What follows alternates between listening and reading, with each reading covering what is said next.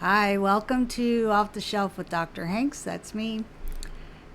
Do you wish you could have control of situations in your life like a fighter pilot has control of his situation? Sheer mastery? Yes, of course. We would love to have that kind of control.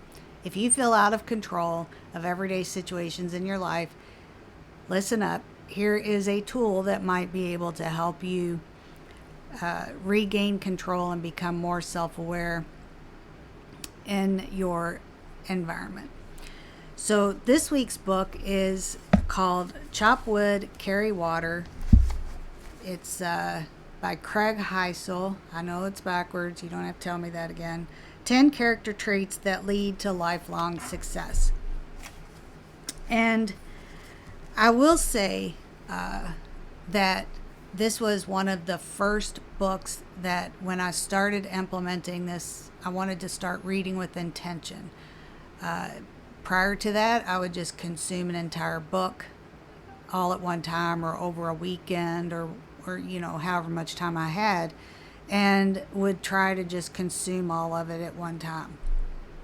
And I decided that was not really helping me. Yes, it was relaxing to sit and read, and that fulfilled that part of unwinding and all of that. But if I'm going to be reading, let's read something and actually learn and read with intention and remember it. So I started this practice of when I would feel compelled to sit down and read something, I decided I would read only until I found something either really interesting, useful, practical, something that applied to my life, something I could learn from, that kind of thing. And then I would stop and I would really focus in on that and try to remember it and try to incorporate it into my life and figure out how can I exactly put this into practice, because this is good stuff.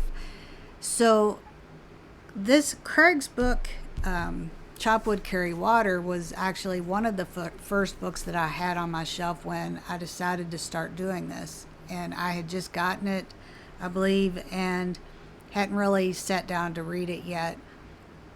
It didn't take 3 pages for me to see some gold nuggets there.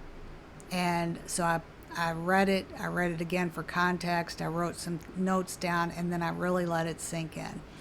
The next time I picked the book up, I went into the next chapter, and again, the same thing happened. This book is full of gold nuggets for anyone who wants to read it. I'm sure you would find some things in it. I don't make any money off of pitching these books. I'm just telling you what's out there, what's available, and if it's valuable, if I think it would be valuable to you. So let's dig in. A fighter pilots use a technique that has an acronym. It's OODA. I call it OODA in my mind when I see it. To me, it's OODA. I don't know if they call it OODA or OODA or if they have some other name for it. But this is basically, the acronym stands for observe, orient, decide, and act.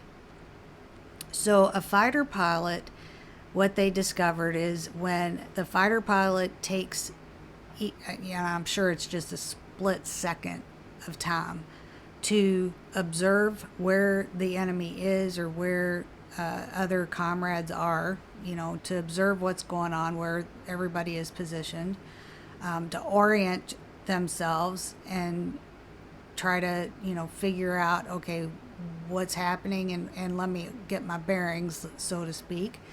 Then decide what the best action to take is, and then act, of course. So observe what's going on around you, orient yourself into the situation, where you going, where they going, what's happening, and then decide what the best act is for you to take, and then to take that.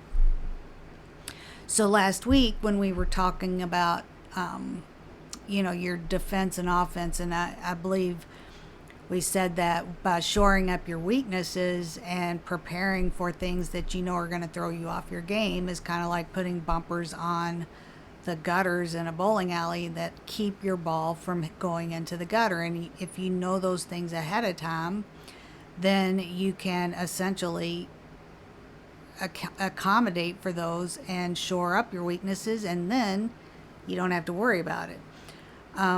Or you at least have a plan.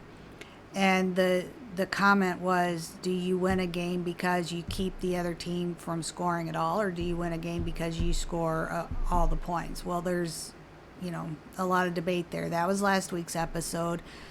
The reason I bring it up here is so often we feel like if we are in a defense mode, we are only reacting to what everybody else is doing around us. We don't allow ourselves to stop and think about, okay, all of this stuff is going on, but what does this mean for me? What mistakes could I make right now that could screw up everything? Or what is the best way for me to proceed?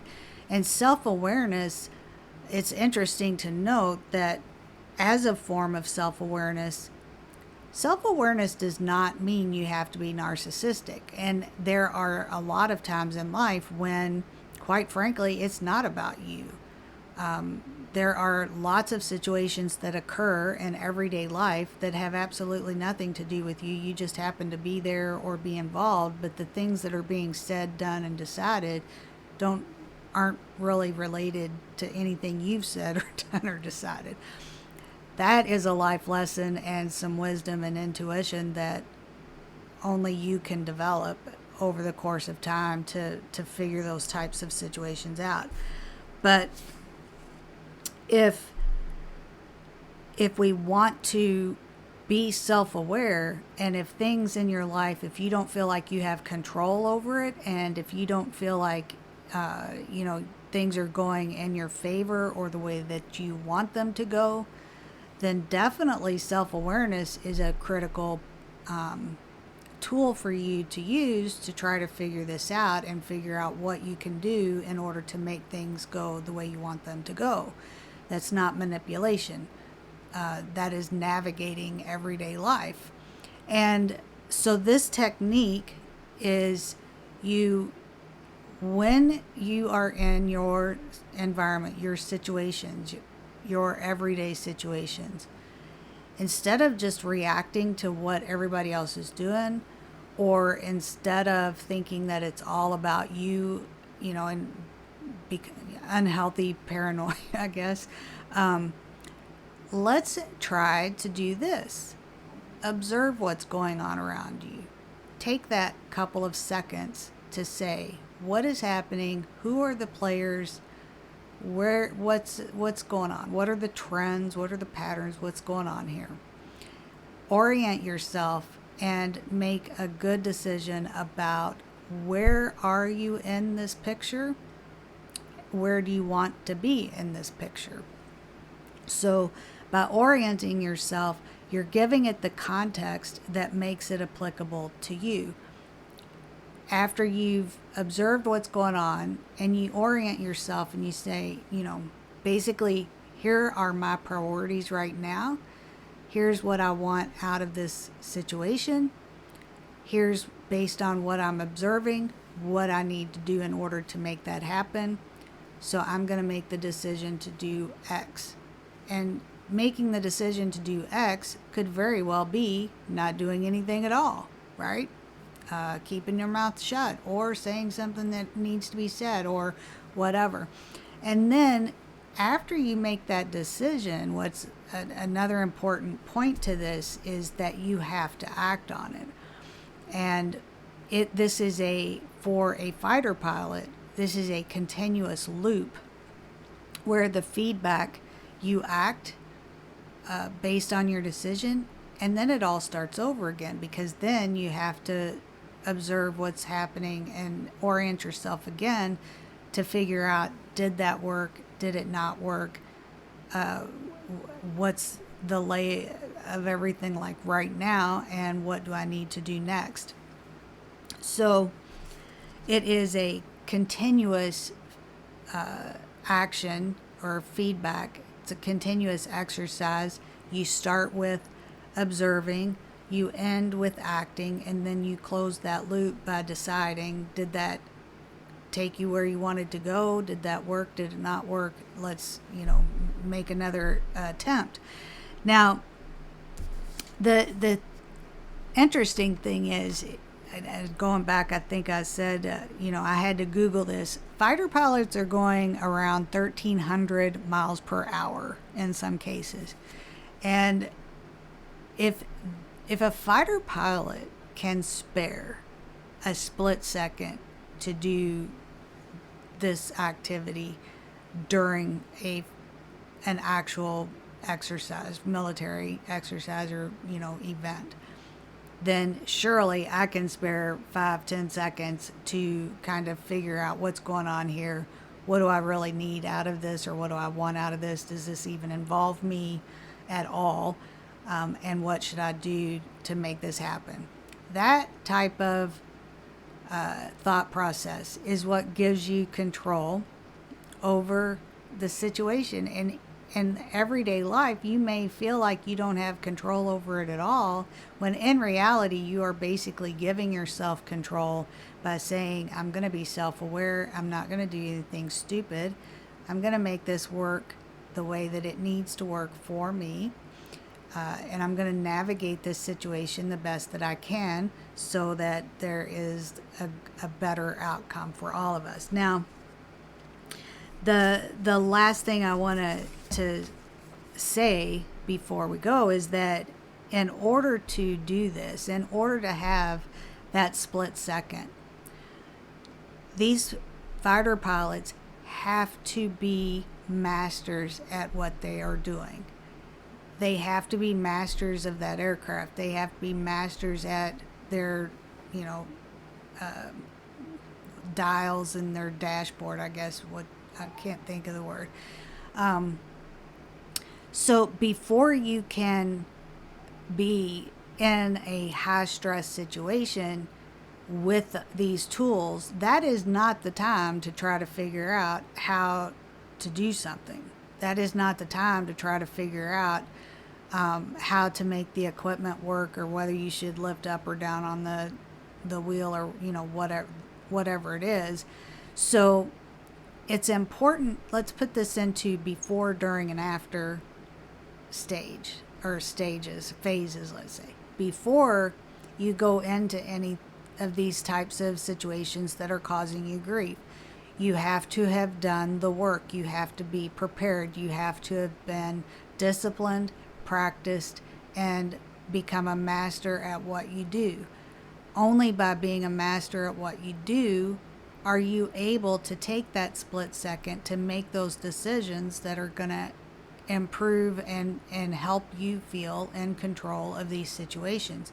If you don't know what you're doing, and you're out of touch with what all's going on, and you are not a master at whatever it is that you bring to the table, that is going to slow you down, and that's going to keep you from being able to to make good decisions, to orient yourself, and to decide what to do.